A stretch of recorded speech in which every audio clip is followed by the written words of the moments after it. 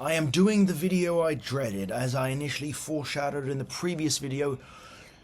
Dortmund have faltered, and they have faltered massively against Inter Milan. Yes, it wasn't the most impressive of displays in any context whatsoever, but nonetheless, it's telling, and it kind of indicates that Dortmund weren't really up for the game. They weren't willing to sacrifice their depleted team sheet and go all in and try and salvage their somewhat mediocre Champions League campaign. That leaves them now facing Atalanta, first leg at home, second leg away, and obviously the optimism still remains, but nonetheless it's a difficult task ahead, because even if we beat Atalanta, the next team we would face would either be Arsenal or Bayern Munich, and in the grand scheme of things, obviously Dortmund would want to face Bayern Munich, just because there's the German rivalry, and there's probably a better chance that Dortmund can progress against Bayern, just because Bayern perhaps have the tendency, and also in recent history have the tendency of slipping up in the Champions League, at least in the last 5 years. Anyway, Dortmund's inability to perform under pressure is telling, and we've witnessed it and observed it in various games so far this season. I think one thing that I will say is that Kovac's tenure won't necessarily be judged by the Champions League performances. It will be largely overshadowed by what he accomplishes in the domestic league, so Bundesliga and DFB Pokal.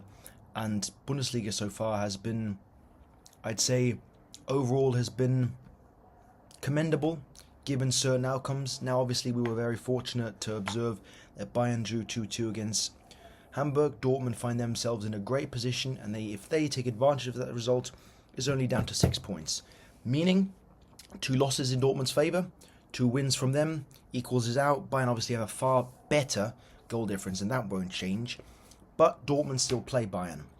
So is it a realistic scope that Dortmund can win the title? Absolutely not.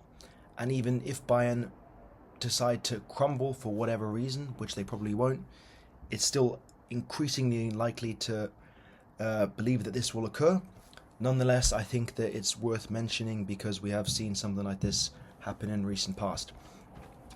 I think it was shocking to see that Dortmund didn't decide to put any pressure on Inter Milan whatsoever.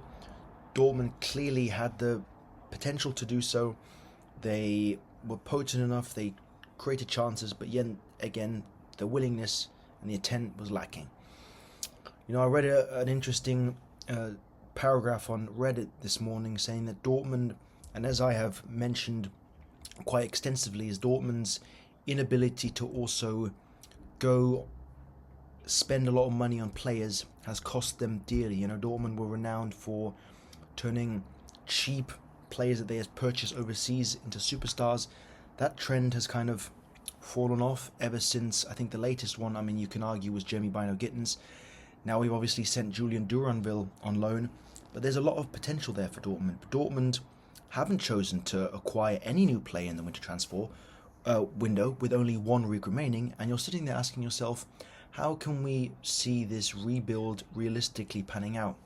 It's going to be difficult, especially with the departures of key players and key leaders.